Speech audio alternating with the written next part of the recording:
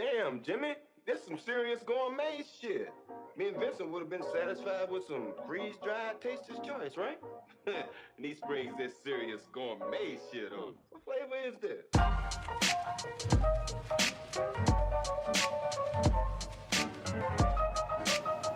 All right, welcome, ladies and gentlemen, to episode 17 of Tomorrow's Fights podcast, where we bring you the best analysis around through the eyes of various traditional martial arts backgrounds. I'm your host, Matthew Catalano, purple belt in Brazilian Jiu-Jitsu. With me, as always, my co-host, the man in the white room. His experience lies in kickboxing and taekwondo. Welcome to the program, Matt Smith. What's going on, guys? And rounding out our trio of Matts with over 20 years of wrestling experience, also a purple belt in Brazilian Jiu-Jitsu, most recently competing on IBJJF World Circuit in Las Vegas. What's up, Matt Branscombe? Hey, how's it going, everybody? And we also have a very special guest tonight, associate editor for BloodyElbow.com, host of the MMA Vivisecation and 6-Round podcast. Welcome to the program, Zane Simon. Yeah, thanks for having me, guys. Thanks for being here. Okay, before we jump into this, some quick housekeeping stuff. We are finally on Patreon, so if you want to support us on there, patreon.com/tomorrowsfights. We are also now on every major podcast hosting directory, so wherever you get your podcasts, Google Play, Stitcher, TuneIn, Spotify, just search Tomorrow's Fights, and that's where you will find us. And I think that is all I got for the business. So without further ado, gather around, grab a beer, let's talk some fights. UFC 229 goes down Saturday, October 6th, where champion Khabib Numagomedov defends his belt against the challenger, Conor McGregor. So the question everybody's been asking first is this the biggest fight in UFC history? And that's what I pose to you, the panel. What do you think, Zane? I mean, it's really... Every Conor McGregor fight going forward has the chance to be the biggest fight in UFC history if you're talking about it from a pay-per-view perspective, from a pure sales perspective. Is it in and of itself? Does it feel like the biggest fight in UFC history from a storyline perspective or anything like that? No. It's a cool fight. It's a really neat fight, but you know, you're not matching the feeling of the second Nate Diaz fight after McGregor had lost that, or all the build-up to that Jose Aldo fight, things like that. I mean, this is just it's kind of a cool fight, and it's a really hard fight to predict, and it could be huge because McGregor just is more famous than ever, but that's... It depends on how you want to talk about biggest. Yeah, I don't want to use the word important because I'm not sure if that is defining what we're trying to get at, but I think there's talk about this being under-promoted, and I'm sure Conor had a deal with the UFC about the media not doing as much. We know he's burnt out from all those press conferences, and all they've had so far is one or two. I know he's going on Conan tonight, and then tomorrow, Thursday, will be a live press conference. Then you got the weigh-ins on Friday, but I'm just not sure if all the casual McGregor-only fans know about this fight yet, and I think if they want to break crazy pay-per-view records, that's who they need to get. The interesting thing is Dana White said that it was on track to be the highest-selling pay-per-view. What do you say? Sure. So, I don't know, based on early sales, I don't know how he came up with that statistic, but...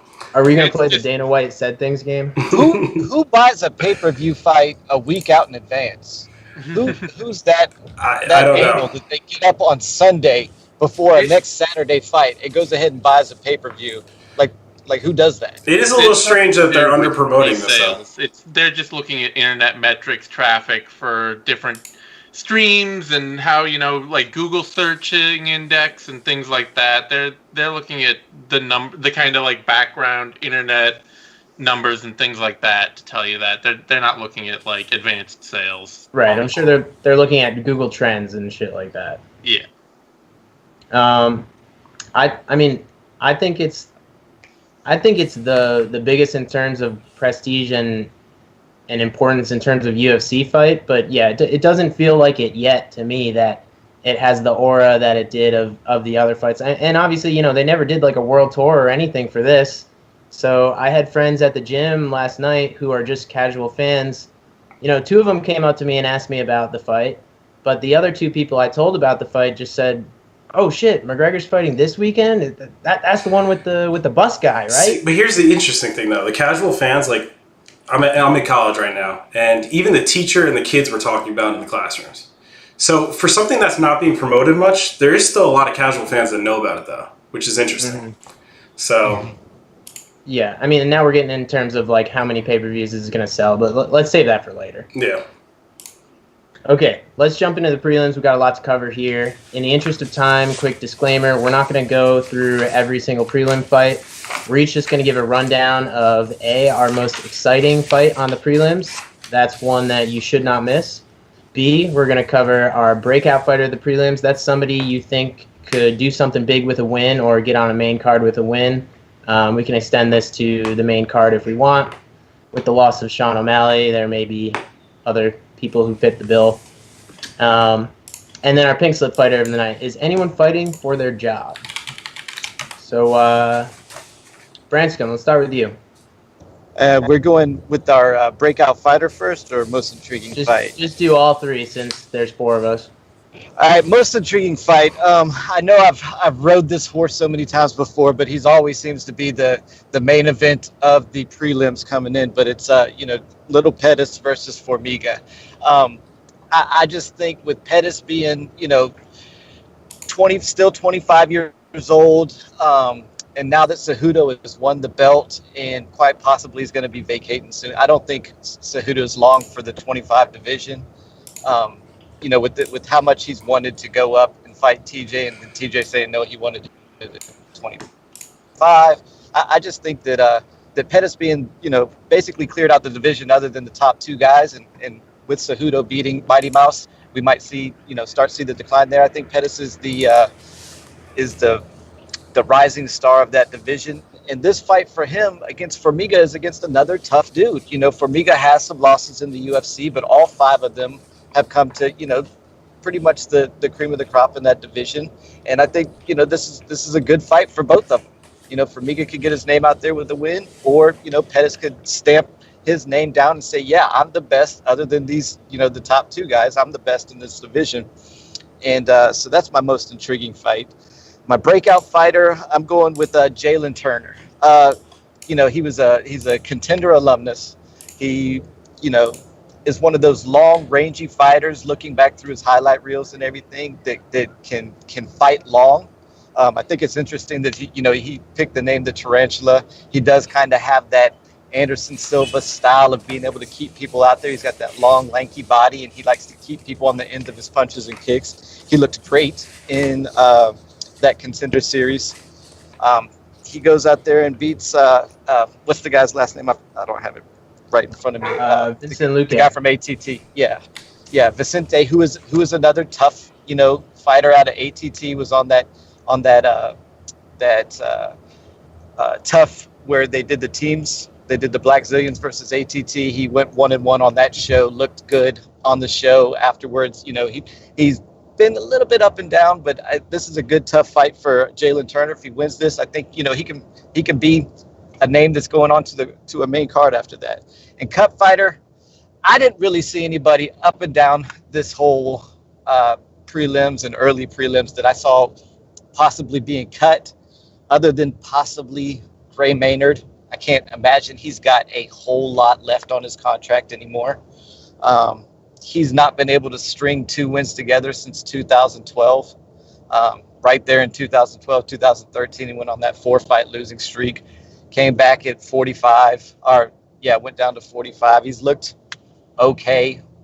But, a loss here against the Carney, I can't see that helps him get a new contract or, stay fighting in the UFC. So possibly Gray Maynard might be on his way out. I don't know what the UFC is thinking. I don't know what they're thinking giving him Nick Lentz either. I don't. Yeah. I mean, I think he's going to get hurt there. But, Smith, what are your picks? Yeah, no, breakout fighter. Sorry. And most intriguing fight is going to be Sergio Pettis.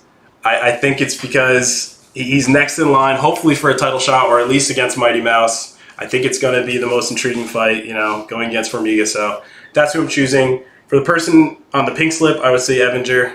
We haven't seen a win out of her for a while. Granted, she's been going against top-tier people, but she's been around the game for a while too, so who knows if they're going to want to extend her back out. Yeah, there's really no one that's on the cutting list, which is good. I mean, that means this is not a bad card, so that's fine. Zane, what do you got? Well, I'm actually going to agree with the Evinger thing pick, weirdly, for different reasons. Mostly just because with the cut idea, mostly because the UFC has a habit, especially for somebody like who made a lot of noise about never wanting to be in the UFC and being kind of a problem to deal with and all that. I think that she's exactly the kind of fighter that Sean Shelby would love to just like burn through her fights and get her out. If she loses to Ladd, they'd be like, we don't need you, out the door. Otherwise, the UFC doesn't actually really cut anyone anymore at all. They let everybody just fight their contract out and then decide whether they want to pick them or pick them up again. It's not. They've stopped being the 2 losses and you're out kind of promotion. So, otherwise, I mean, Sergio Pettis versus Jussier Formiga is unfortunately the only fight on the prelims that really matters. If Evinger wins, she could argue herself to be in title contention at 135, but a win over Aspen Ladd doesn't really tell anybody anything. And every other fight on here is, they're just kind of all mid-divisional filler. So Pettis Formiga is really kind of the only fight that is must-see in terms of that. Unfortunately, I think for Pettis and Formiga both, they kind of got screwed by Cejudo beating Demetrius Johnson because they both have lost to Cejudo. And they both lost decisively. And if Pettis wins, you say, he might be in line for a title shot. It's like, does anybody really want to see Pettis fight Cejudo again? I was thinking about this, but why not just fight Mighty Mouse? Like, just for fun?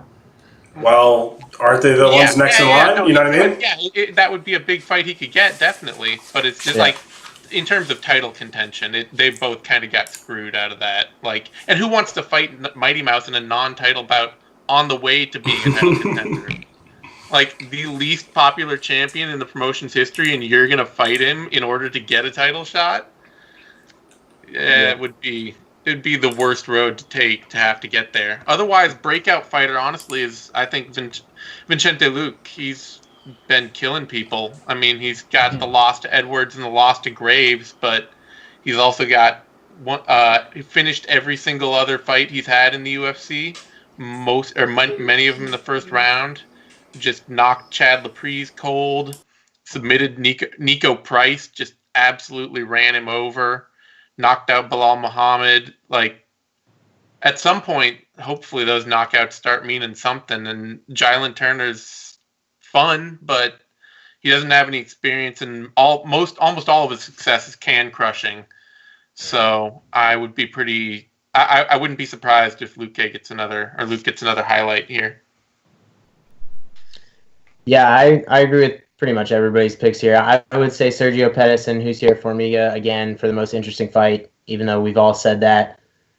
And the Pettis brothers both have a propensity for getting their back taken, and Jussier Formiga is an expert on taking the back, so that could be trouble for little Pettis. But I'm hoping he gets a stoppage win here that he needs to actually propel him into some excitement and some momentum. So I'm picking him for the breakout fighter too. Otherwise, like we said, there's really no pink slip fighter. Maybe Gray Maynard. They give him an abridged Chuck Liddell talk and say, hey, maybe you should be doing something else if he gets just slaughtered by Nick Lentz. Otherwise, there's Yana Kutskaya and Lena Landsberg. That could be a weird fight that I'll pay attention to. Aspen Ladd, maybe if she gets a win, people will like her shiny record even more. That's pretty much all I got on the prelims. Anyone else want to highlight something before we move on to the main card? The only thing I want to highlight is the thing that got cut off before is I hope that Pettis actually gets a finish here. I think it'll be really good for him. Yeah. Yep. Okay. Let's move on to the main card. This is at 10 o'clock on pay-per-view, 10 o'clock Eastern, 7 p.m. Pacific. Opens up with a strawweight bout between Michelle Waterson and Felice Herrig. Michelle Waterson comes in 15-6, taking on Felice Herrig 14-7. Branscombe, this is you. All right. This fight isn't super interesting to me. You know, both of them, their last win was against the same fighter. Both of them were split decision wins over Courtney Casey. You know, I feel like I've seen the ceiling for both of these fighters, and it's about where they're at right now. I think Michelle Waterson is too small for this division. Any decent wrestler with a little bit of size is going to be able to beat her. I believe she started out her career as the atomweight champion Invicta, or fighting somewhere in the atomweight. Felice Herrig, you know, seems to have the athleticism to do whatever she wants, but when it comes to fight IQ, it seems to me like she doesn't make all of the right decisions in the ring.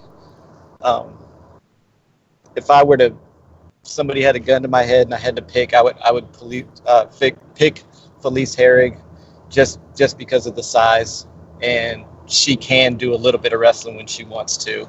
I don't see Waterson able to pick her apart on the outside. I think she can get inside, make it a little bit grimy on the cage, get Waterson down, and win the fight there. I agree with everything you're saying, because honestly, with Herrig, when you watch a lot of her highlights, she's well-rounded and she keeps pace, but she'll eat a lot of shots to get her shots off. And it's not really the smartest game plan ever. And then with Waterson, like, I was watching her highlights, and dude, she's got some nasty ground game, though. She does some cool stuff, man. She has some nice transitions to the ground. A lot of her wins are by submission, so I think this fight could go either way, but I'm still going to go with Herrig. I think she keeps the pace, and I think she's going to keep it standing. Yeah, so, all right, I mean, well, let's talk about their grappling for a second, because I hope we get to see some exchanges, because they're both very dexterous grapplers, but I think Michelle Waterson's guard game from her back is a little overblown here. I mean, she throws up crazy shit in her, like, lower-level Invicta fights that works, but she does that in the UFC. She's just getting passed and controlled. What's funny about Waterson, though, is, you know, for having the moniker of Karate Hottie, and you'd think she's a stand-up fighter, I think that's, I'm not trying to be, like, negative, but I think that's the worst part of her game. I mean, besides her sidekick, she has virtually no boxing game. Felice Herrig is going to pick her apart here. Michelle Waterson is another one of those fighters who's like figuring out what she's best at as she goes along. And I think she did learn in the Courtney Casey fight, which is her top game grappling. Problem is, she's probably not going to be able to get Herrig down. Like Branscombe said, she's undersized for the division. Herrig is very strong. Even Felice's basic, 1-2 is going to be enough to win rounds against Michelle Waterson. So I hope I'm wrong in that we get to see some grappling, because that's going to be fun. But I'm not sure we are. So I'm taking Herrig by decision as well. Zane? Yeah, I mean, I think if you have to pick, it's almost certainly going to be the kind of fight that goes to a really rough split decision, where you're looking at, do you value the fact that Herrig looked like she landed the harder punches in each round, or do you value that Waterson maybe had more submission attempts in a round? What are the judges looking at? The biggest thing for me, though, is just that Herrig has a lot fewer really terrible tendencies built into her game. Waterson's side-on kind of karate stance, she tends to throw kicks in a way that leaves her whole body turned away from her opponent when she throws kicks and when she throws punches. And it's something that, especially like against Rose Namajunas, it was just, she was just blindsided by shots coming back at her, because the way she was stepping in with her kicks and stepping in with punches meant that she couldn't actually, she was out of position to see what she was going to be eating in return. And when the fight was on the feet with Casey, in brief bursts where Casey could close the distance, Waterson got hit hard a lot. She just gets blindsided when punches come in. Herrig gets hit closing the distance. She gets hit when she's moving through space, because she tends to be kind of flat-footed, and as she's tried to pick up a little more power and a little more craft in her boxing game, she has become a little predictable and a little just trying to like stalk forward, walk in, look for a couple of basic shots. But she's also gotten really good at picking those shots. She's a lot better than she used to be as a boxer. And, she's got a basic functional wrestling game and competitive grappling game on the mat. I agree. Where this fight's the most interesting is if it hits the mat. Waterson's submission over position style and a constantly attacking ground game gives her a lot better chance at getting a dominant position to throwing something up that surprises Herrig and catches her off guard. But Herrig's also really underrated on the ground. She's never been submitted. And if she can stay tight and stay controlled, I gotta lean for her to just edge out and take too many of the positions that Waterson's willing to give her, land too many shots when Waterson's getting out of in a bad defensive position, or end up on top a few many times when Waterson goes for things like a head and arm throw and stuff like that, where she might end up on the bottom. So that's the real question. How many head and arm throw attempts are we getting this fight? I mean, credit to Waterson. She's good at them. She's landed a lot of them, but when her opponents are actually decent at wrestling, they tend to stuff them. Yeah, and it's a great way to get your back taken, too. Okay, so that's 4 picks for Herrig. I'm kind of surprised a lot of people, at least a lot of things I've heard, are picking Waterson. I think they're kind of underrating Herrig's defensive wrestling a little bit. Before we move on, just the odds for that fight. Oh, yes. What are the odds? Minus 130 for Herrig, plus 100 for Waterson. See, I think that's right. I think that's right on. Herrig's not a finisher. She's not dominant. She doesn't have a really high output. And there's always, like, if you watch the Courtney Casey fight, a lot of what you did see for Waterson in that is that she really improved her movement on her back foot, circling away, staying off the cage, staying out of the clinch, just being elusive and fast. If she can be faster than Herrig, then she might be able to outpoint her. Like, I think it should be pretty close. Yeah, I just hope we don't get a fight where Waterson is on her bike and they trade 1 or 2 kicks for 3 rounds. That's very likely the fight we get. All right, let's move on. Next, we have in the heavyweight division, Derek Lewis taking on Alexander Volkov. Lewis comes in 20-5, Volkov 30-6. And Smith, this is you. Dude, I really couldn't choose a winner for this fight, but Derek Lewis is kind of a beast, surprisingly. You know, his only recent fight that he lost was what, Mark Hunt? He hasn't lost since 2015. He's got 8 other wins. Like, he's kind of a beast, dude. He's kind of an underrated fighter that just, he's there and he's killing it. So, if I had to choose, I guess I'm going to go with Lewis in this fight. You know? All right. Keep it moving. And then this is me. Okay, I'm gonna shoot some holes in that. I'm going to make bold statement number 1 here. I think the magic is over with Derek Lewis, and I think that he has not – I'm going to claim he has not looked good since the Shamil Abdurakhimov fight, okay? I mean, you scroll down his Wikipedia page, and you see his win over Taipura, TKO. Right, is that you? Window open or something. Ransom. No, my window's not open. Oh, okay. Maybe you gotta hit the mute button, dude, when you're on. Was there a large truck passing you? No. What did it sound like? It sounded like somebody's got the window open. No. What the fuck is that? We're getting road noise is what we're getting. Branscombe, can you mute yourself? Yeah.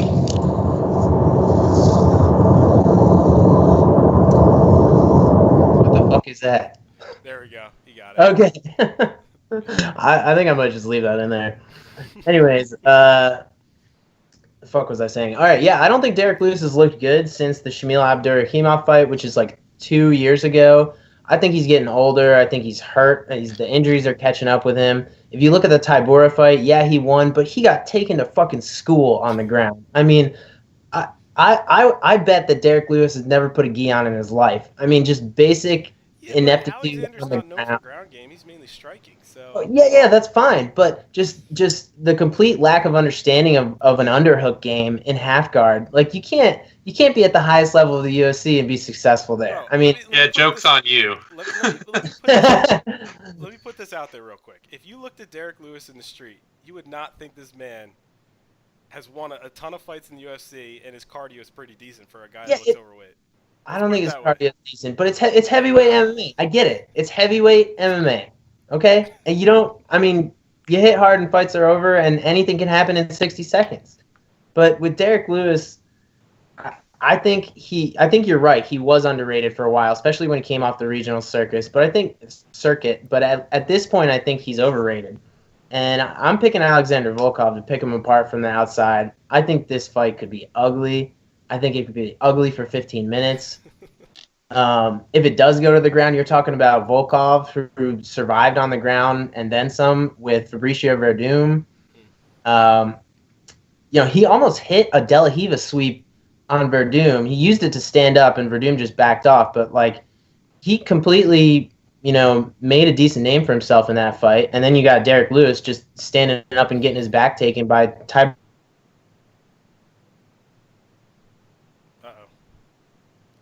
Now we lost Matt.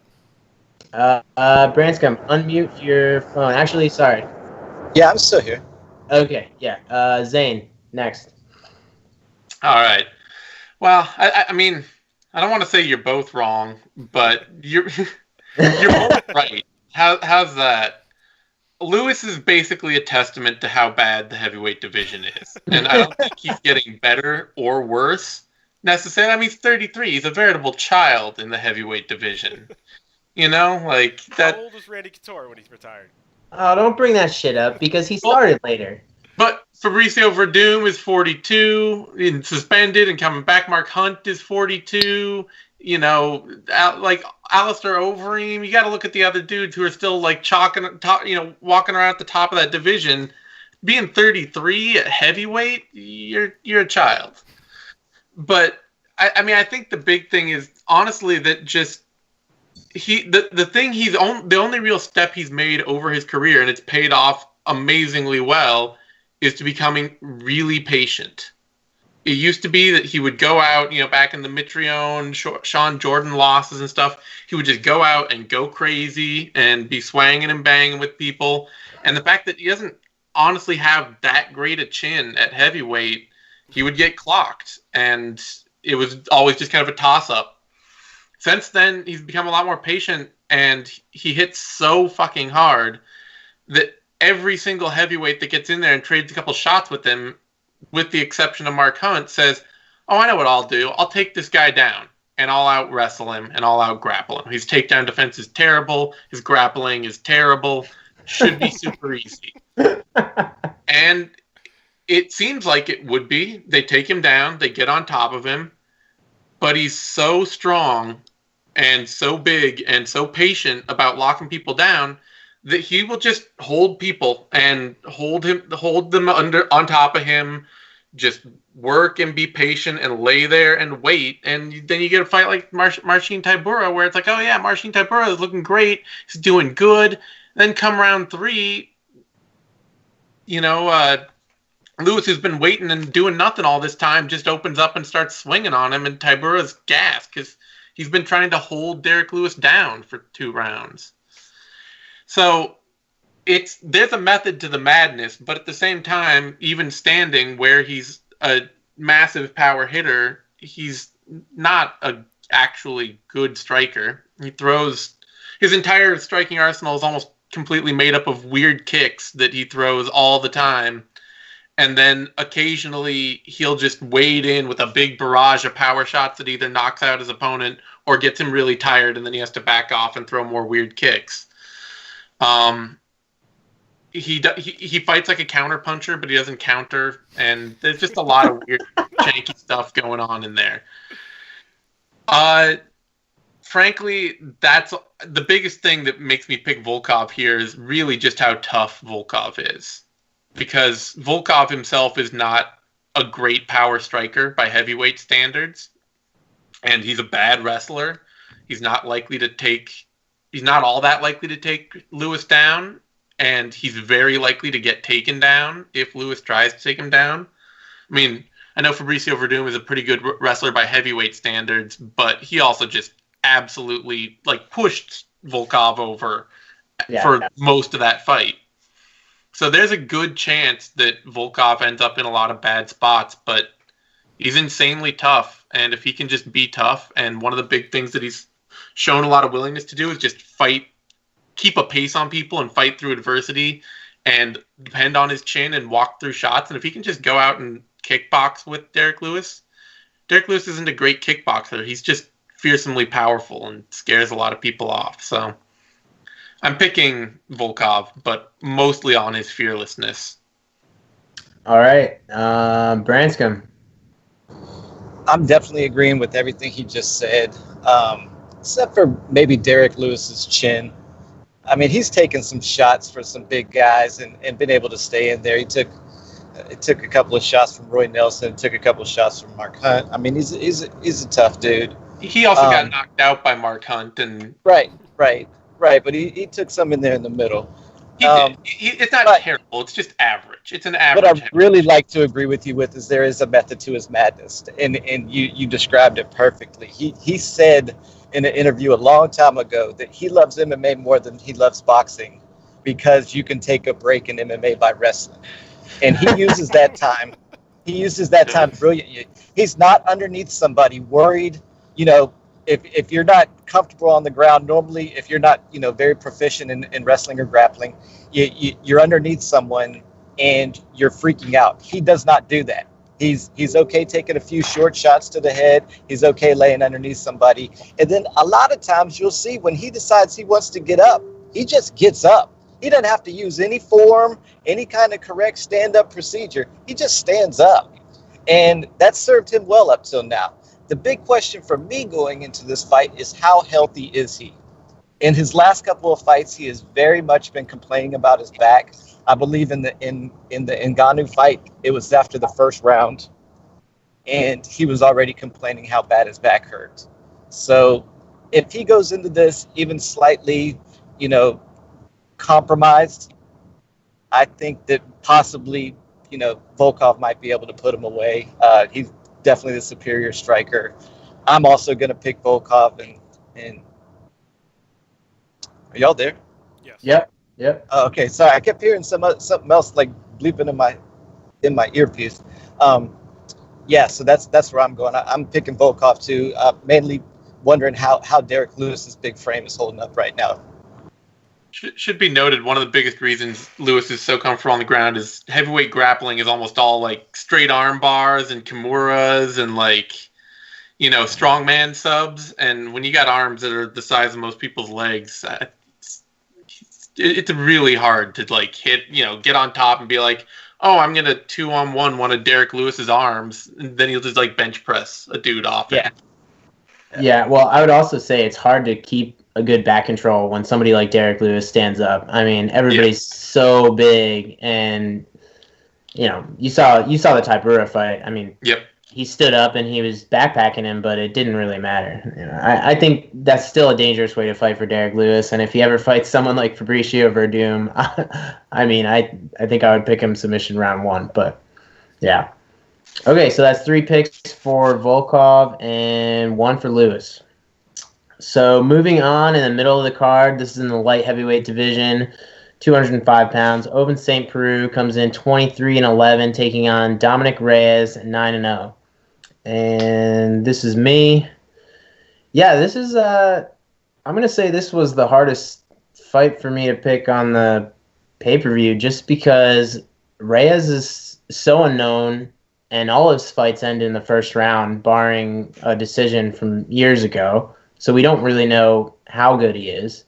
And then you have Ovince St. Preux, who, I mean, he's consistently inconsistent. So I actually thought this was the best matchup on the card. What do you mean, in terms of excitement or in terms of quality? Dominic Reyes, man, he's really, really good with his kickboxing and his feints. But then, St. Preux is, he's good at actually counterpunching and his power. So it's like this is kind of an interesting matchup because you don't really know who's going to end up. You know what I mean? With the W at the end of the day. So yeah, no, it's a hard one to pick, man. Okay, I gotta assume that people at this point just know that it's not worth it to go to the ground with OSP. I mean, once he latches onto something, dude is strong as hell, and he's gonna finish it. And it's funny because like people don't submit a lot to Kimuras and Americanas at high level MMA because there's almost always a way to sort of buck out of it or stop it. But Ovince St. Preux, man, he rips that shit right off. And you saw that in the Tyson Pedro fight. So, and then you got the Von Flue chokes, which nobody should be getting caught in Von Flue chokes at this level. But again, at 205, I guess anything can happen.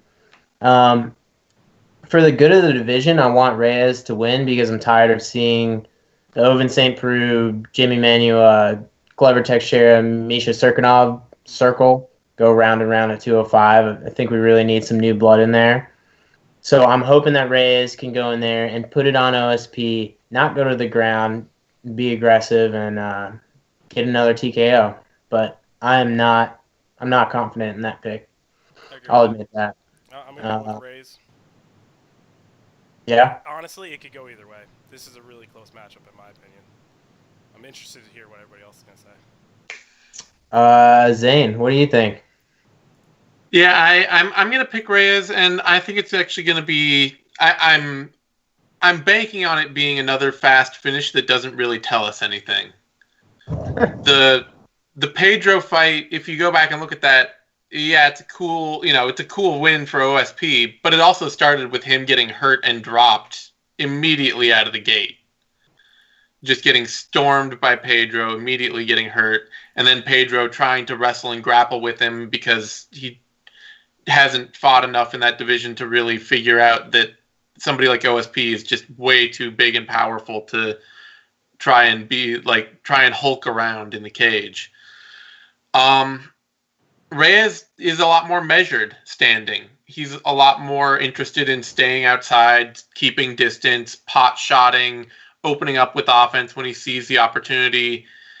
And he's been a dynamic enough grappler that I kind of feel like he can survive a little. But mostly if he's just willing to keep his distance on OSP and throw and stay aggressive, stay in his face, that'll probably be enough to hurt OSP early and potentially put him away.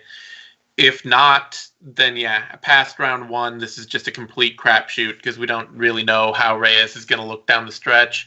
And OSP is always dangerous, especially it seems like when he's getting totally styled on. So I'm picking Reyes and I'm picking him to win early, but after that, it would just flip a coin. It was really interesting watching the highlights for these guys because OSP, when he's backpedaling, he's actually pretty decent at counterpunching.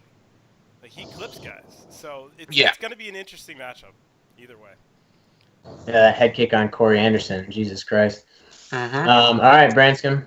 Are you making a clean sweep for Reyes or taking OSP? I am not. I'm not ready to anoint Reyes as the new up-and-coming guy yet. Looking through his record, he hasn't fought anybody in the UFC with a winning record in the UFC yet.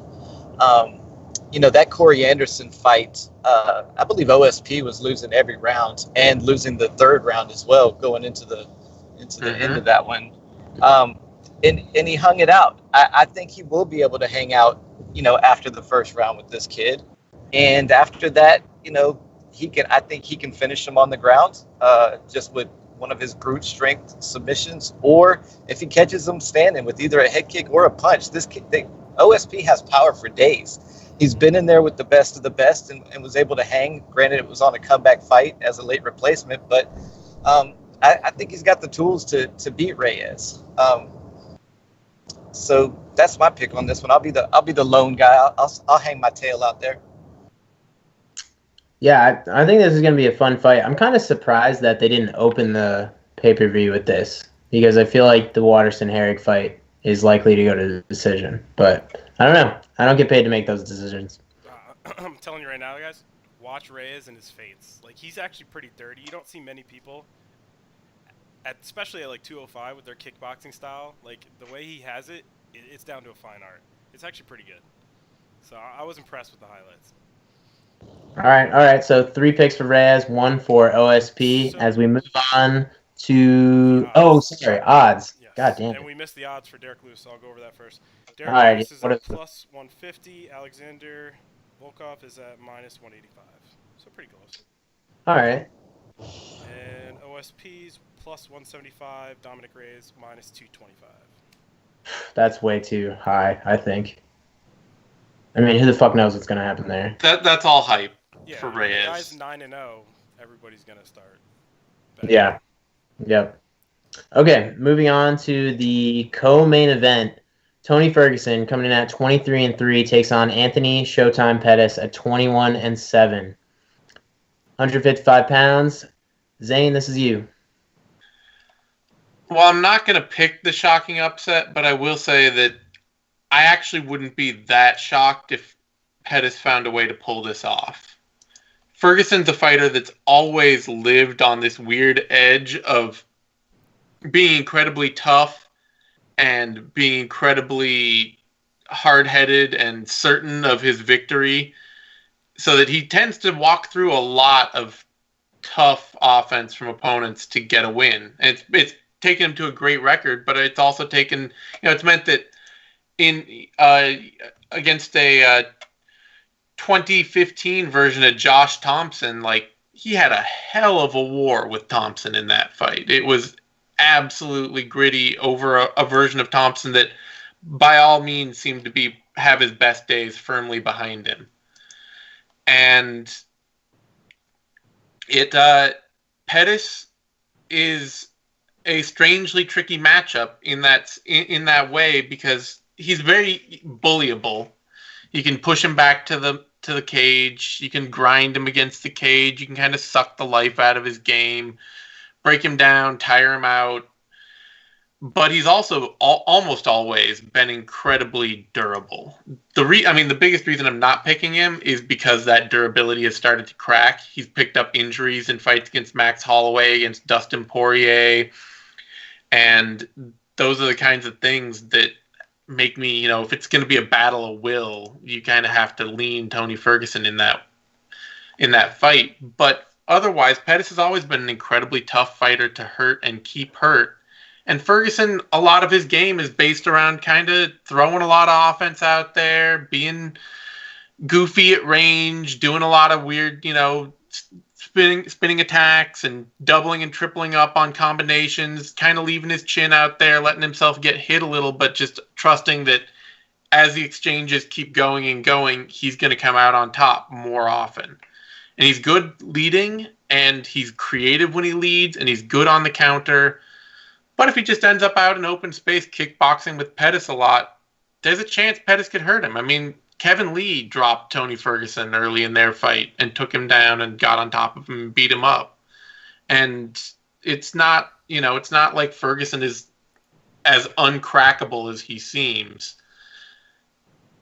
But like I say, over the long run, he's a good enough wrestler that he could press Pettis to the cage and wear him out if he wants. He's incredibly durable himself. He puts out a ton of volume. He seems utterly tireless. And if neither guy is going to get hurt really badly, I trust Ferguson to be able to keep up a fight over 5 rounds a lot better than I trust Pettis to keep it up. Still, though, I mean, if Pettis fights anyway like he did, looks anything like he did against Chiesa, which was a great return to previous form for him, he's dangerous enough to cause problems for anybody, and especially somebody as defensively open as Ferguson's always been. All right. Solid case for Ferguson there. Branscombe, what do you got? Showtime is back. No, I'm just kidding. Last time we did a breakdown of Pettis, I believe all 3 of us picked Michael Chessie. I did. I believe y'all 2 did as well. It was a smart pick. I thought, just like Zane said, him being as bullyable, that's a great way to look at it. And Chessia was that kind of wrestler that's going to push you up against the cage, make it dirty, not give you chances out in the open, and just keep closing the distance on you and make it an ugly fight. Ferguson has some of that in him, but he also likes to stand and bang. And that might be, his downfall in this one. He's coming off a horrendous knee injury, that pulled him out of his last fight. I don't know how recovered he is, but I still think Showtime's best days are behind him, unfortunately. Since coming back up to lightweight, he's got a win over Jim Miller. He's got a loss against Poirier due to, a weird body triangle rib injury. He's been fighting since he was a kid. And I think the miles are starting to wear on him. And the question is whether or not Ferguson's miles are starting to wear on him as well. I do believe Ferguson has more to lose in this fight. If he loses, it's taking him out of title contention. If Showtime Pettis loses, he's already been on that downward slope anyway. So, what's the big deal there? So I see Ferguson going out there and really pushing this fight and pulling out the win. Yeah, and to what you said, Ferguson, and I think he's 34 now, so he's not exactly getting younger. I'm not saying he's out of his prime yet, but you got to ask the question. When you're walking around tripping over cables and it blows your whole leg out. Yeah. That lets you know that you're by tripping over cables. Yeah. Smith? I like both fighters, and honestly, they're both amazing fighters. But I have to agree with you guys. I just don't know where Pettis is going to be, what fighter we're going to see coming out the gate. And Ferguson, honestly, in the last 6 years has been pretty consistent.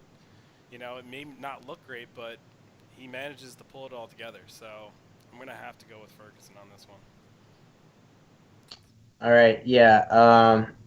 I hate to just add to the clean sweep and not provide any dissension, but I'm picking Tony Ferguson as well. A lot of people talk about how him and Pettis are similar, and yes and no. They fight in similar areas, but what they do there is different.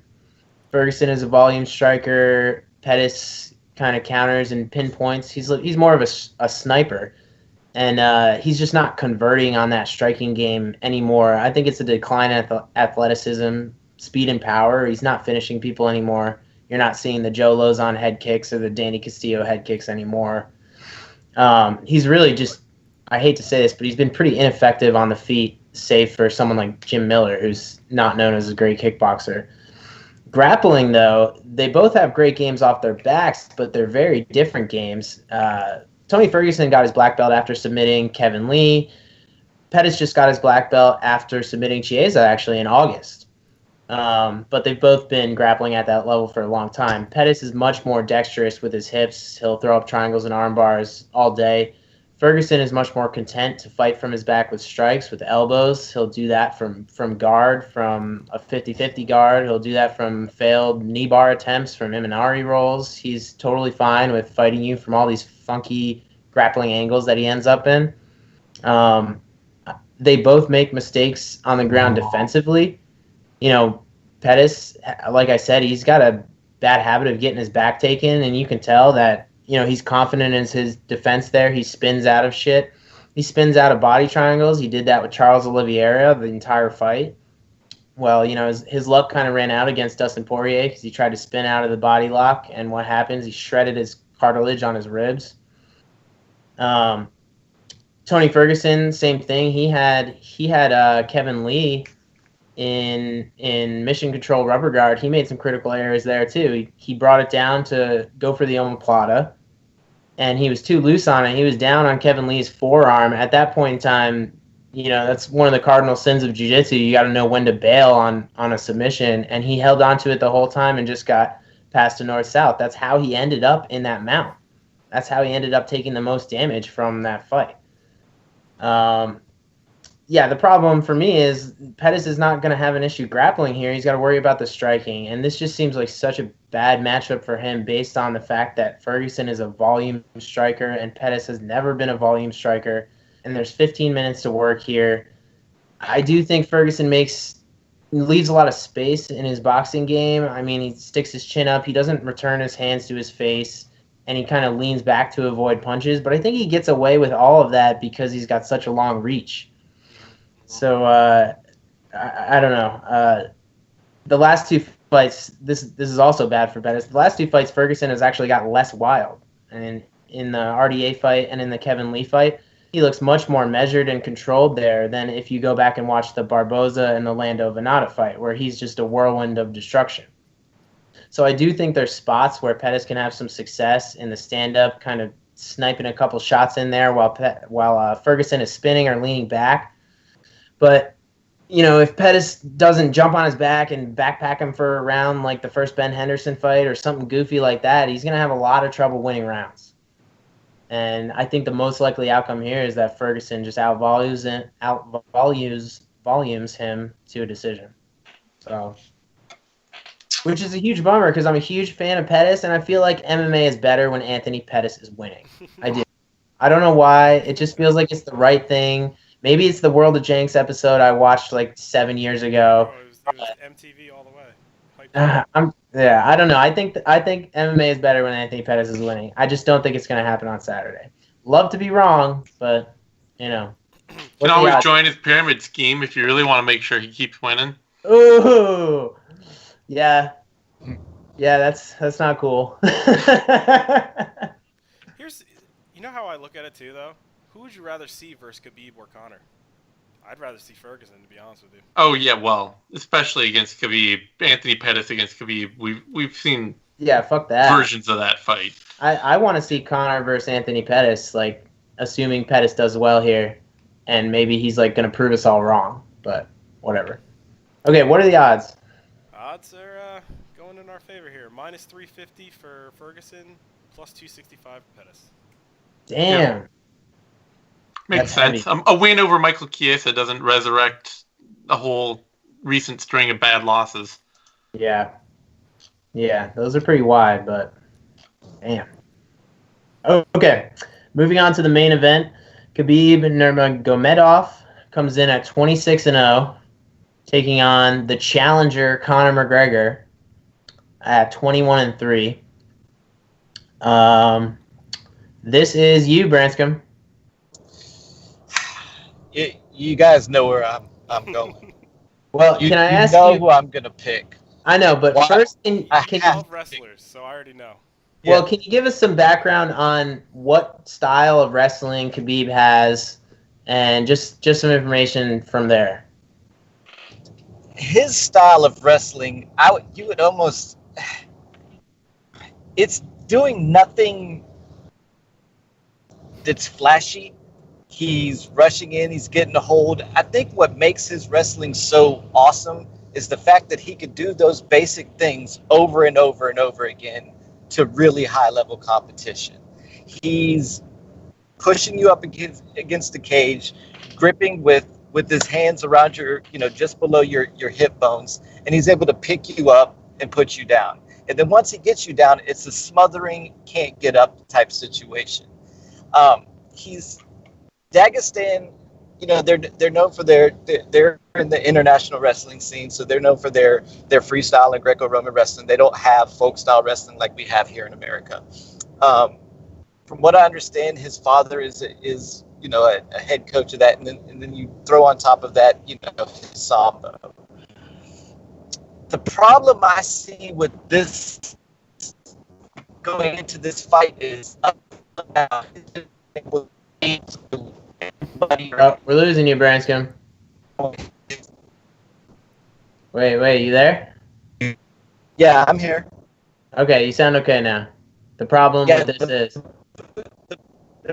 Yeah, the problem with this fight, up to this...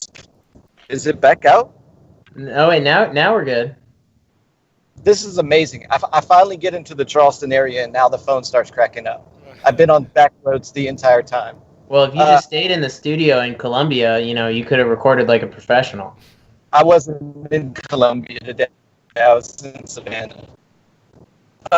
So maybe we should just get back to him. It's at this point. Oh, Branscombe, you're breaking up. All right, Branscombe, we're gonna come back to you in a little bit. Yeah, Branscombe, we're gonna circle back to you. Go climb a cell phone tower. Okay, well, we'll come back to Branscombe, but gave us a good preview of what Khabib's abilities are, what style of wrestling he has. Smith, let's go to you. Dude, you know me. Look at what hat I'm wearing right now. Yeah, what Connor, fucking garage all sale day, did you dude. find that at? No, but seriously, man, like, this is probably the worst matchup for Conor in history. I hate to say it. Everything that Conor needs to do in this fight is probably his worst attributes. He needs to be good at wrestling. He's not that great.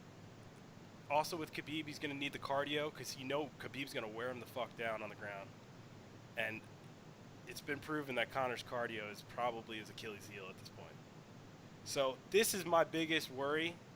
If Conor is going to pull out a W in this, he needs to finish it probably first round, at the very most second round, and he's got to fucking knock him out. Now the question is, how's Khabib's chin? We've only really seen Michael Johnson rocked him a little bit. We don't really know. So this is... I mean, we know it's fine. He's been in 20 fights now, and he's never been knocked out. We know it's fine. But has he been tested, though? He's been in 20 fights. You think he's just jerking off in there? The problem is when he gets a hold of somebody, we don't get to see the other person at their best because they're in fucking panic mode. He just got nailed by Ali Quinta like 20 times in their fight. Yeah, well, I was on short note. I got mixed feelings about that fight, to be honest with you. I wasn't too impressed with Khabib's performance. Oh, no, nobody was. I'm just saying. Talking about an undefeated fighter who's, 21-0, 26-0, and say, has he ever been tested and has anybody ever hit him? They have. Okay, well, we'll see. Maybe what you're trying to say. Maybe what you're trying to say is he's never been dropped and fought back from that level of adversity. I feel like is that we what you're haven't saying? seen anybody really test that chin to its max. And Conor McGregor can knock Mayweather out with the first left hand he lands too. Come on. Inside of 4 rounds. Honestly, that Mayweather fight was pretty cool. But anyways, I know. I love Conor McGregor. I think he's what the sport needs. You know what I mean? He's a showman. I think he's a little crazy nowadays, but honestly, it's cool to watch. So I can't go against my boy Conor. I hope somehow he does something crazy. He's got more to gain in this than Khabib does. If Khabib just drags down Conor, people are gonna be like, oh yeah, like normal. But if Conor actually has an upset here, this is fucking huge for him. So this is how I see it. I'm going with Conor. I'm probably wrong, but I know you all are going to go for Khabib. He's a beast, but that's how I see it. Straight from the heart, legacy pick from Matt Smith here. Branscombe on the phone. Has your connection stabilized? Yeah, I haven't lost y'all at all. So okay. Y'all will just have to tell me how I hear. You sound okay right now. Yeah, I was just going to say, the problem with that Khabib has going into this fight is that, up until now, his defensive strategy has been basically, I don't give a fuck. I'm just going to walk through everything you throw at me to get my hands on you. And unfortunately, Conor's left hand is a freaking piston. I mean, it is a game changer. And if he gets cracked, we've seen guys that we thought were uncrackable before, fall. The thing he's got going for him, Conor hasn't done well against the only real offensive wrestler he's ever gone against, which was Chad Mendes. Chad Mendes put him down easily multiple times in the first round, ended up, I think, finishing the round on top. Conor was able to do a little bit of damage from there, but he got the worst of that first round. He was underneath there. He was getting his head bashed in. If that happens in this fight, I mean, it's a whole new world of getting your ass crushed with this guy on top of you, just seatbelting you and throwing, nasty short hooks to the side of your head. I'm going to pick Khabib. I think he's got all the tools to go in there and win this one. I don't think he's going to try to get into a firefight with him. Any chance he gets, he's going to try to get him up against the fence, grind on him a little bit, and then put him on his butt. I don't care how much you work with Dylan Dennis over the last year or two. Jiu-jitsu and power top wrestling are two different things. He's not going to be going for submissions from underneath there. He's going to be trying to get up. And the problem is that he's not going to be able to. He's just not. So my pick is Khabib. Unfortunately, I agree with him. It's just I have to go with my boy Conor. All right, so yeah, was definitely a good assessment of Khabib's top game, and as a top game grappler, you know how tough it is, and to put that pressure on people. And it's constant grinding, and he's comfortable there. He's comfortable there, and he could do that for 40 fucking rounds. He could do it forever. If he's on top. The problem is if Conor does have great movement, he's got great footwork. He's able to work the sides, around this, keep the middle of the ring. He's probably one of the best counters in the game.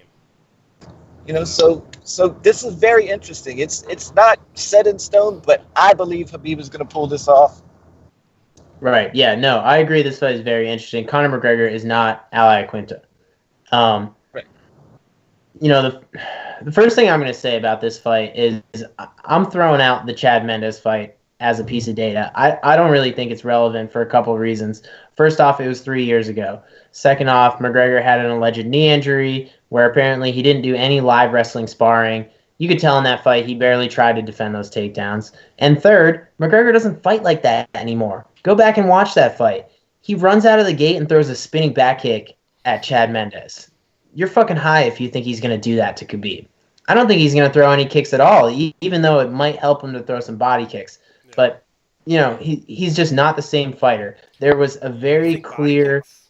I would think leg kicks, because you don't want Khabib to, get that drive. Oh, he'll take you down off any of those. It doesn't matter. Body kick is easier to catch, though. So. Yes, absolutely. But my point is, after the first Nate Diaz fight, Conor McGregor was a completely different fighter. He's not throwing those purposeless wheel kicks anymore. He's essentially a patient counter striker who's a good boxer. And he's obviously concerned about his cardio, the way he fights now. So yeah, he's not going to run out of the gate and throw a ton of crazy kicks at Khabib. So I'm throwing out the Chad Mendes fight. Likewise for Khabib, if you think Khabib's going to go in there with Conor and just have a little jab fest for 3 rounds because you watched the Iaquinta fight, you're also nuts. I hear a lot of people saying that they saw holes in his game. Listen, if you go back and watch that Iaquinta fight, turn off the sound and watch it, and you tell me what happens. Joe Rogan will have you believe that he was almost losing. It's terrible to listen to. I mean, I'll tell you what happens in that fight. He murders Iaquinta on the ground for 2 rounds. Then Al makes a conscious decision that he says, you know what, I'm going to focus 100% on defending takedowns. And he does. But guess what happens when you focus 100% on that? You get jabbed in the face 10,000 times. And he still lost the last 3 rounds. So what I saw was, look, I'll give an honest, credit to Al here. He did defend the open space takedowns for the last 3 rounds, what few there were.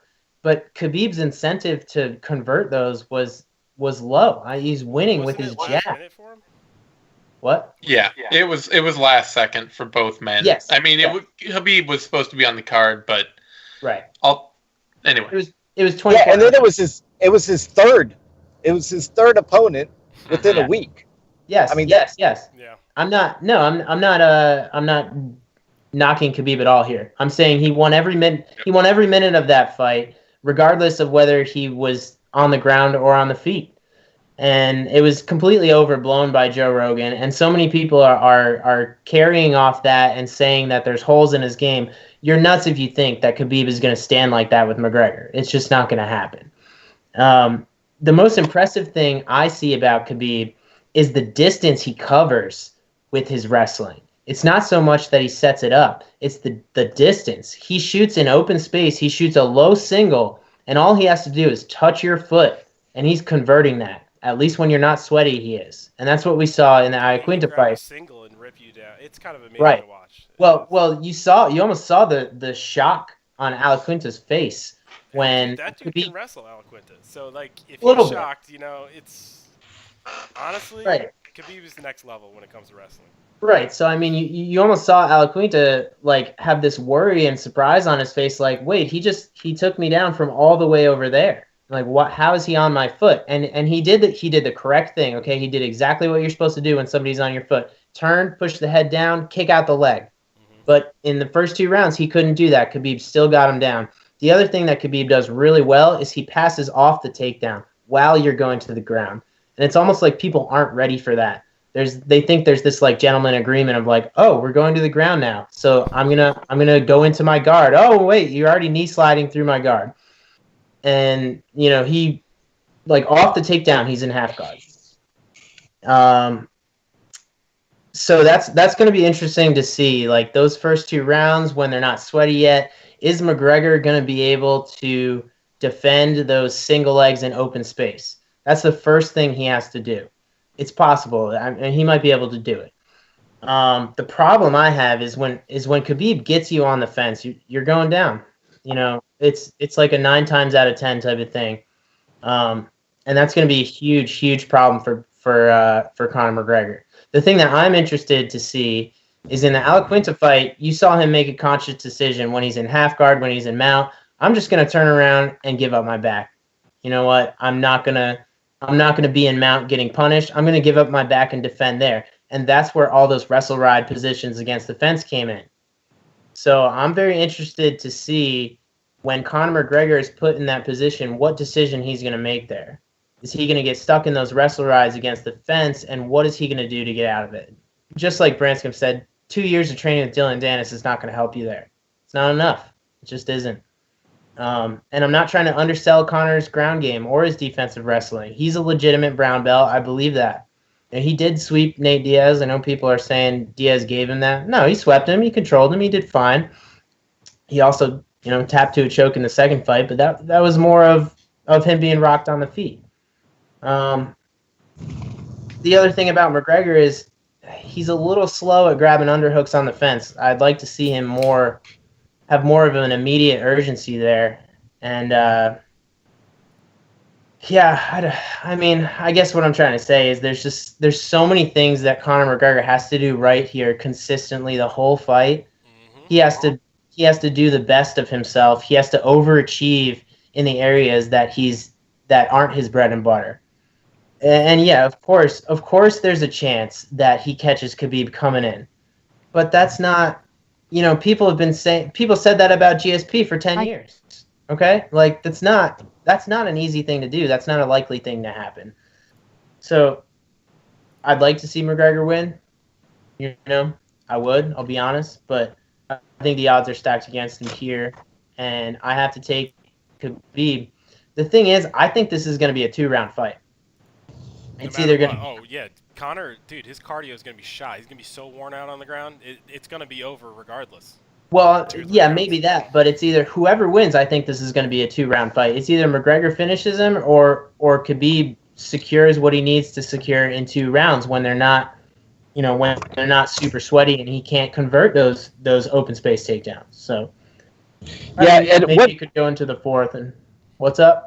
I was just going to say, touching on what you were talking about with Conor McGregor needing to grab underhooks on the fence, you hit something on the nose there. Conor McGregor, his takedown defense on the fence recently has been that spread his legs wide, lean his back hard up against the fence and try to throw elbows or strikes from there, and then kind of dig the person up his body to fight that in. That is the absolute last thing you want to do in this fight against Numagomedov. Nurmi is built for pushing you up against the fence, getting his arms wrapped around the lower part of your waist, and then picking you up and putting you on your ass. If not picking you up and putting you on your head. That is something he really, I'm hoping they fought hard on, was digging underhooks and up against the fence and trying his hardest to get his back off that fence. Right. Yeah. The problem with McGregor there is he sits on the overhook for so long, and Khabib can hit that inside trip like Henry Cejudo does. He can hit so many things off the fence there, pick you up with the double, run the single, the inside trip. Like if Conor doesn't immediately get underhooks and try and turn him and make space, he's going down 100%. Right. Oh, he's going down. Yeah. So I'm taking Khabib, and I think it's going to be. I think it's going to be a submission at the end of round 2. I really do. I actually believe Khabib when he says he's not going to submit Conor and he's going to toy with him. If they go on the ground, I bet you he will hold him there. And I've been watching combat sports for my entire life. I can tell you every time someone has said something like that, it is absolutely not true. Nobody is going out there and toying with their opponent on purpose. Listen to this man. He's correct. Yeah. Yeah. Yeah, that does not happen. Yeah, you but say, "Oh, I'm going to toy with them." problem No. with it is McGregor's like his worst attributes are literally Khabib's best attributes. So Yeah. this is a very bad matchup. Like I totally agree with you guys. Khabib's probably gonna win this. I just can't go against him. Okay. The only All fun right. thing about I'm this, curious what Zane's got to say on this. All right, Zane, bring us home. So I guess to follow off of what you were just saying right there, it should be noted that Khabib's worst attributes are McGregor's best attributes as well. Okay, all right. And that's the absolute flip side of this, is that as a defensive striker, Khabib Nurmagomedov is pretty terrible. Mhm. He puts his chin up, he moves his head back, he retreats in straight lines, he doesn't counterpunch with any consistency at all. So if he gets swarmed, he almost always gets clipped hard. And he's open to take shots. Like, his boxing isn't going to magically improve. There's a very good chance watching any Khabib fight where he spends an extended amount of time on the feet that he will be open for a counter left hand, especially if he's just throwing out a bunch of jabs and trying to work his stand-up game at all and trying to like get the timing and the distance right. He's going to put himself in a huge amount of danger early in this fight. He almost always does in all of his fights. His chin, as I said, to date has been great. I don't see any reason to think that he's going to go down off the first punch he gets hit with. And again, you would have said the same thing about Jose Aldo before that happened. So there's always the off chance, especially Conor McGregor's a very accurate puncher, more so even than he is a great power puncher. I mean, I think that's kind of what his boxing match showed. It wasn't like he was suddenly overwhelming Floyd Mayweather with absurd power. It was like, oh yeah, here's an amateur boxer in with an actual professional boxer, and he's doing okay. But he hit Mayweather clean, and nothing happened. It's not like he's just some monster out there. He's an incredibly powerful puncher for MMA, or an incredibly accurate puncher for MMA, and it works really well for him. And I do like his chances here. I don't like the way that Khabib strikes. I don't like the way that he moves when he strikes. I don't like his defense when he strikes. The thing that I think often gets really missed with Khabib Nurmagomedov, though, is, and this is what you're talking about, his wrestling style and how it's mostly fundamentals and basics, and he can just do them harder for longer and more aggressively. It's that Khabib is literally like one of the top 4, 5, 2, I don't know, athletes in MMA. It's like there's like John Jones, Yoel Romero, Khabib Nurmagomedov. And that's why his wrestling game is so successful. That's why his game is so successful. That's why you see him go out against Al Iaquinta and throw jabs straight up with his chin straight up in the air and just pepper him over and over, is because he's a whole world faster than Al Iaquinta. That's why he shoots from so far out, grabs a single leg, and can just vice grip onto somebody's ankle and pull them to the mat. He's just an absurd physical specimen. And that carries him a long way. And if Conor McGregor can't just go out there and knock him out in a couple minutes, it's going to be really hard for him to fight that off, because a lot of Conor McGregor's own wrestling and grappling, there's technique to his grappling game. I'm not going to, deny that. And he's got some offensive wrestling too, but a lot of what he does, especially when he's on his back, is based off his own athleticism and his own ability to be dynamic in a moment, and to just be like, well, I'm just going to, hip out of this and burst back to my feet really quickly here. And I'm going to be, especially like the Chad Mendez fight, you can discount that if you want, but a lot of riding that out is kind of like the Derek Lewis thing, where it's just like, well, I'm bigger and way more powerful than you, and if I just sit here and stay calm and stay composed, I'll ride out this round, and then you'll get tired and I won't, and I can beat you up after that. But the reason that works so well at heavyweight and not anywhere else down the division is that most of the rest of the division there's no Khabib Numagomedov at heavyweight, you know? Or there was. It was Cain Velasquez. And if Derek Lewis fought Cain Velasquez, he would just get mauled for 5 rounds. I think most people would. Exactly. So, yeah, I mean, there is a great chance that Nurmagomedov walks himself into something hard, especially early. But I think, you talk about the knee injury Conor had. That's apparently always been a major impact problem for his cardio. It's why he cycles instead of runs and does road work, and the lack of road work means that he doesn't have that as great a cardio as he should. And then the other last point is that, honestly, I don't think all that much SBG Ireland is a camp and their ability to prep. I think Conor McGregor is a supernatural, preternatural, amazing talent, and he absorbs things and he picks things up, and he has a great natural feel for fighting. And that's why you saw, he fought Nate Diaz once, and he was really poorly prepared and just got beat up. And then he comes back, and his own experience fighting Nate Diaz allows him to adjust and throw leg kicks and have a new game plan and all that. I mean, I kind of skipped over this to my own detriment when he fought Mayweather. But people were talking about afterwards, who were the really great boxers that Conor McGregor brought in to train for Floyd Mayweather? Paul Malignaggi. You want to talk about that controversy? Yeah, he didn't. His camp for that wasn't the kind of camp you'd expect a fighter to have training to fight the best boxer in the world. And there's a lot of belief in that camp. There's a lot of belief in McGregor that just the way they do it is good enough.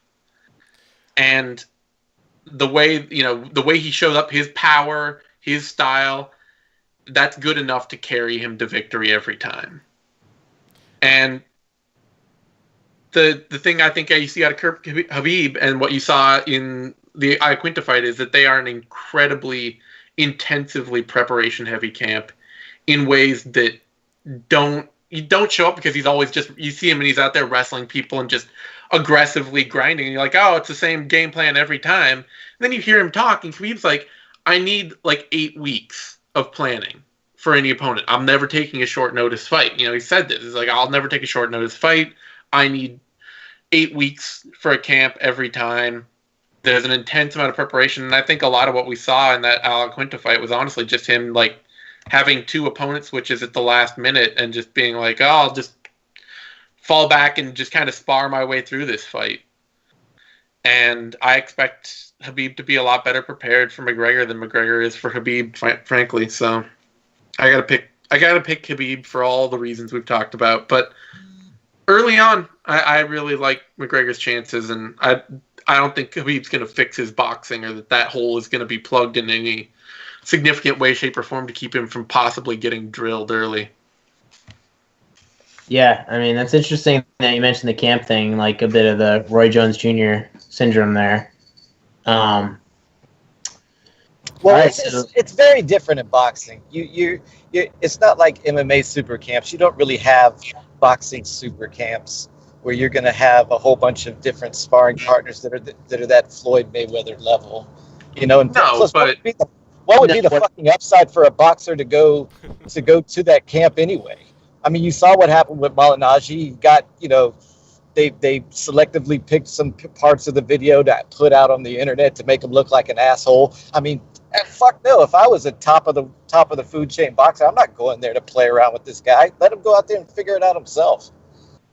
Yeah, I mean, what I was alluding to is just the fact that, when he finally was losing, his corner had no idea what to tell him because they're just so used to him winning, sort of like the BJ Penn issue as well. Well, you can just look at the rest of SBG Ireland. Who's the other, look at all the other fighters that come out of that camp.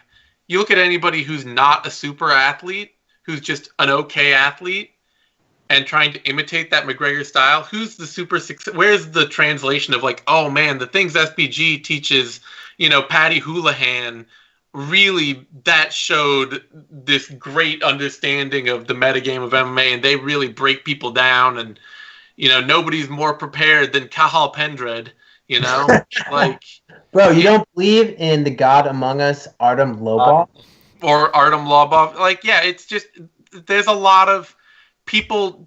What it shows across the board is that what Conor McGregor does is probably more a part of his incredible talent that he brings to that camp than it is the camp molding him. Yeah, no, I agree with that. And I just think it's going to be damn hard to pry him away from that. Like, he's such a pride type of guy. No, I mean, and he's good enough that it doesn't matter. I mean, he would be now. He would be great wherever he went. The good thing about Conor is he adapts and he evolves after every fight. So we will see a better Conor after this. I don't know what we're going to see during this fight, but after this we will see a better fighter. Yeah. Something we didn't talk about was how long has it been since he fought in a cage? 2 years. Yeah. What about the ring rust? It's been 18, 24 months now. I mean, it's been. Zane, you worried about it? Is that a factor? The ring rust is like weigh-ins and like injury recovery. I try not to pay attention to X factors like that. They could be a huge big deal, but for every time you talk about it and be like, oh man, this is gonna be fucking it. I know, that's gonna play a huge part. This guy looked terrible when he was weighing in. He came in 2 pounds overweight or whatever, and you see him in the cage and they look fucking fine. And it's just like, oh well, like that didn't mean anything. So, it could be a factor. I think he's certainly got the money to train and like prepare himself well enough that it shouldn't be an issue where it's like, oh, I've been away and I was barely able to scrape together enough money to get myself into a camp to get it back into the gym. So I don't expect it'll be a huge deal, but it's a factor. It's a factor you can't bet on. Yeah. The difference for me being. Go ahead, bud. I was going to just say the odds real quick. Khabib minus 160, McGregor plus 130. Okay, so that's been consistent with the last week or so, right? I don't think they've moved too much. They could be wider, but there's a whole army of people who are willing to throw money on McGregor, no matter what. Right, and I think those odds will get closer as we get closer to Saturday as well. Yeah. I think they'll tighten up into. I mean, it's almost a pick 'em now, but I think you'll see Khabib close at like minus 140, something like that. Dude, all it takes is one punch.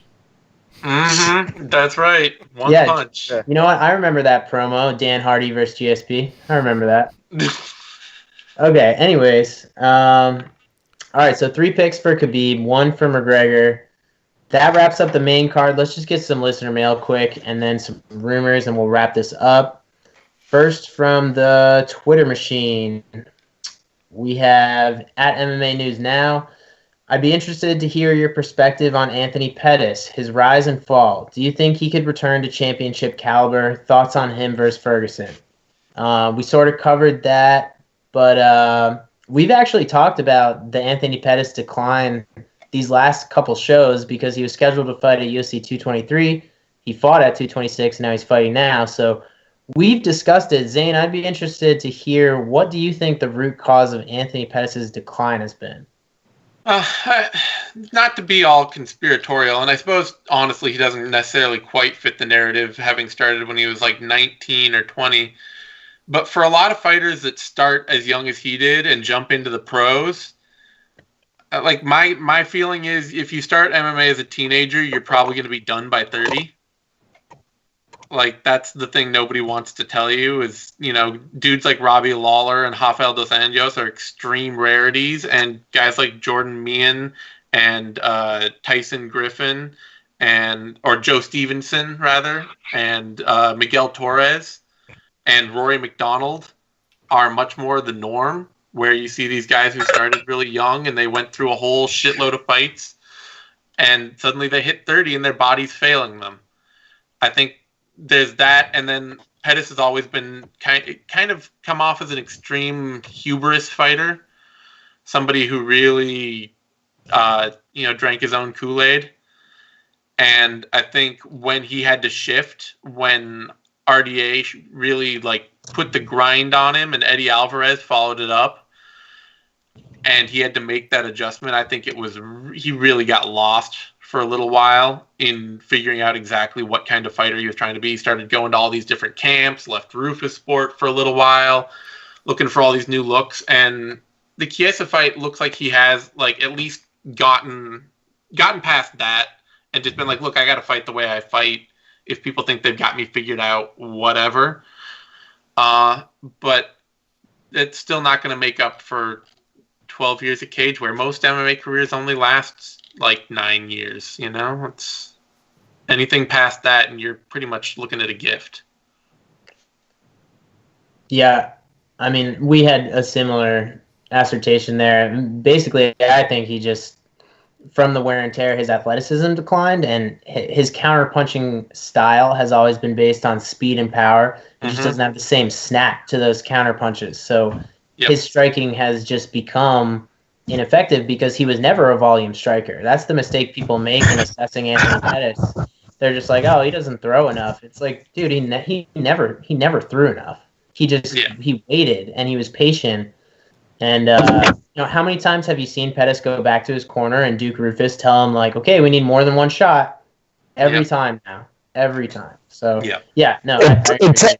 And touching on that, him starting young, he also comes from that Rufus Sport camp, which is legendary for being one of those tough camps. Right. I think Rose Namajunas and Pat Berry both said they left there because of how heavy and hard the sparring is. There was that kickboxing show where one of their guys they didn't take out, even though he was, obviously in severe decline, and he ended up passing away. And if you're in that from the time you're 17 and you're fighting professionally from the time you're 19, I mean, your shelf life's going to be pretty damn short. Yep. Yeah. So, all right. Well, I think that answers that question. Next, we got Felipe from San Francisco writes in, how much does McGregor's confidence in himself play into his success, and does it affect his opponent? I think it really helps him. Anytime you're confident in yourself, you're always going to do better, generally. Yeah, I would argue his self-belief is one of his best attributes. Actually, somebody did, I think it was Brett Okamoto, ran some article where he interviewed all of their past opponents, both Khabib and McGregor, and Eddie Alvarez said something like he sort of got lured into a false sense of security. Like, McGregor was so calm that he also felt calm and felt like too safe. And then he was surprised. He was surprised by just the speed and just the drastic change in aggression there. And I thought that was interesting. I would also just say that, like, honestly, as much as it might rub people the wrong way, personalities like McGregor's are the ideal of especially a solo athlete, and especially a combat sports athlete.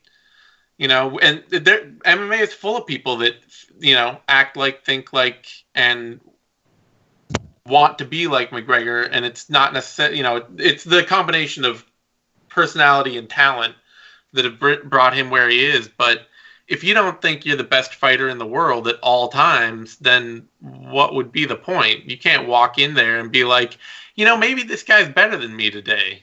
Like, you would, if you start thinking like that, you're just going to get your ass kicked.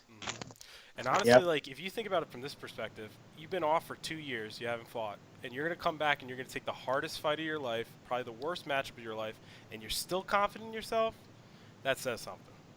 So, I mean, like I said, it's the ideal. It's what every fighter is shooting for. It's why people get all the, coaches to help them work on their mental game and all that. It's just like, you have to feel like you are the center of the universe at all times, because when you get out there and you fight, you're going to be alone. And when he does lose, he learns, he evolves. And actually, Matt, you brought this up. Remember how he was doing all that fighter research on, like, the people that were in Khabib's camp and, like, people around Khabib, and, like, that's gotta be wearing on them, because he knows a lot of these ins and outs, personal things too. I was saying Zane, he was reading Kareem's articles on Bloody Elbow about he was doing his homework, Absolutely. Okay, last question. Mike from Connecticut writes in, is this the biggest fight in UFC history? We already answered that. What is your estimate for the pay-per-view buys? Interested to hear what you guys think about that. Give us a number. Let's hear it. Ever.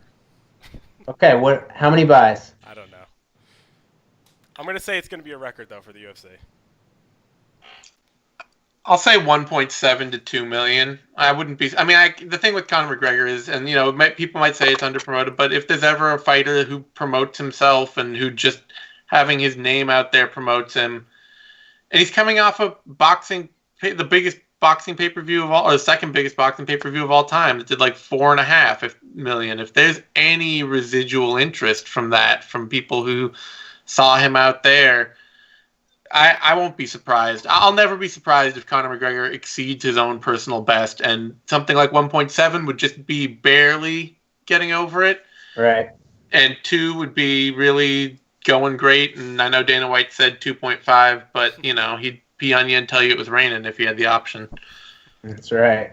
Branscombe, what do you think? I'm thinking somewhere in the 1 to 1.4. Really? I don't think it's going to be that big. I think, unfortunately, even though we know Nurmi, we've been following him for years, he's just not that name fighter.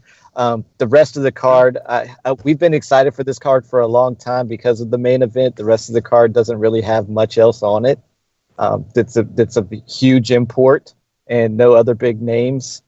I see it doing in that 1 to 1.4 mil range. The unfortunate thing is, like, I just don't know why they're not promoting it as much as I think they should.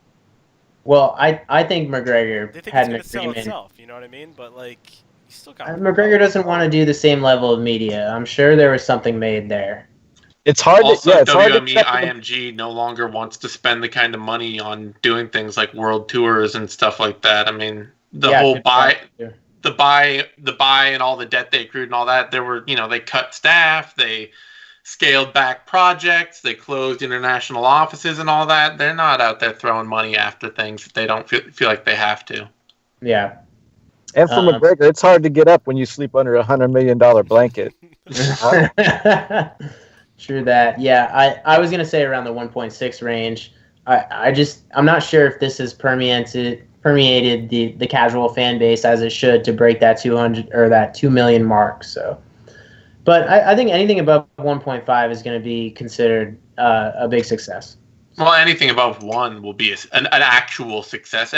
True. The UFC doesn't have to sell that many pay-per-views to have their pay-per-view card be a huge financial windfall. Like, right. It's like everything above like 150,000 or 200,000 is all profit for them.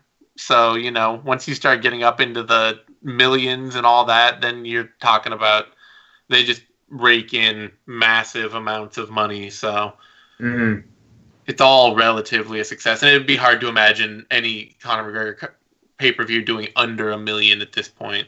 Right. All right, so before we wrap this up, let's just address a couple of rumors here. UFC 230 was a little bit of an interesting mess. Originally, the main event was TBD. Dustin Poirier and Nate Diaz announced that they would be opening up the 165-pound division, which Dana White denied. At that point, there was a shuffle. Potentially, maybe there's going to be an Alexander Gustafsson versus Yoel Romero interim title fight that was scrapped after apparently John Jones and Dan Cormier did not want to fight at heavyweight at a later date. They wanted to fight at 205.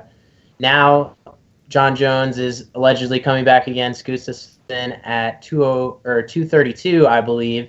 And recently, I think this was yesterday or this morning, it was announced that Valentina Shevchenko will defend her belt against Sijara Eubanks. I'm not sure if I'm pronouncing that right. Someone correct me. At UFC 230. I think it's Sahara, but... Sahara, okay. Who, she was the... I believe she won the Ultimate Fighter, but then what, couldn't make weight or something? She was a finalist, but she couldn't make weight for the finale fight and was replaced by Modafferi, and Nico Montano won. That's right. Okay, so she's going to be in there against Valentina, and they are headlining over Nate Diaz, Dustin Poirier, which is weird, and the biggest problem I have with this is Nate Diaz and Dustin Poirier need to be fighting for 25 minutes, and that's what this takes away. So, what do we think about this? Yeah, it's a tough turn for the UFC. I don't honestly understand why they made this fight. Eubanks doesn't have any cachet from that tough season at all.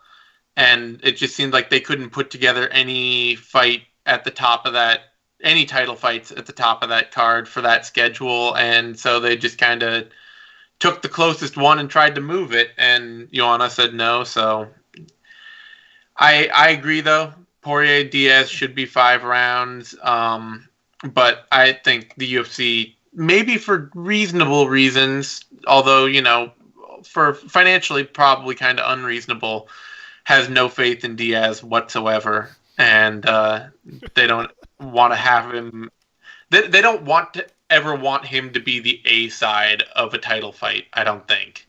So he would be against Dustin Poirier, and I don't think they have any interest in that. So they'd rather just keep him pushed back a little bit and put Shevchenko at the top. And any title fight, they would have put anything at the top except Nate Diaz. Yeah. I think it's sad, man. With a venue like Madison Square Garden, they should have like a really dope lineup, and the card's just not looking that great. I mean, I like the card. I like Rockhold Weidman, believe it or not. Yeah. Well, it was a great fight the first time. I like Poirier-Diaz. I like Jacare Branch. I like Brunson Adesanya. No, I like the card. It's just I don't like when the hype is like dissipated as you get to the top. I don't like. Yeah. You know what I mean? Well, it sucks to give up an actually really, really good, fun, interesting fight that had a lot of history to it, being Joanna versus Valentina. Yes. For a fight that you're just like, oh well, Valentina should win that. Okay. Yeah, I mean, I understand why Joanna didn't take it. 4 weeks to prepare for Valentina. Come on, like there's history there, and she needs to be prepared. Like I'm fine with that. I think they just should have made Nate Diaz and Dustin Poirier a 5-round main event, non-title. Fuck it. They just haven't done that in so long. They're like scared of putting non-title fights on pay-per-view. Yeah, they did it for McGregor a few times. Well, that's the exception. Yeah. No. All right.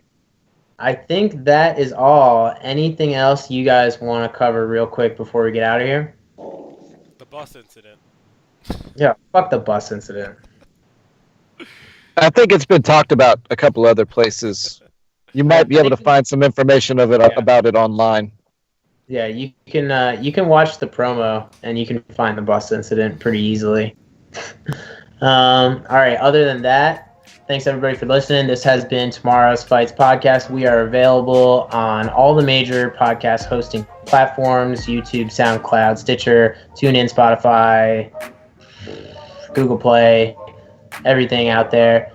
This will be up Wednesday night on the website tomorrowsfights.com. You can find me at Tomorrow's Fights on Twitter. Branscombe, where can the listeners find you, and what are you working on? Y'all can find me at Cromsdog on Instagram.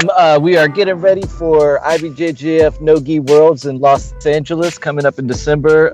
Just got back from vacation, so we'll start ramping up our training camp. I believe Winston, our head coach, is going to be traveling there with me for that. So we'll be having a bunch of videos and training videos posted up soon.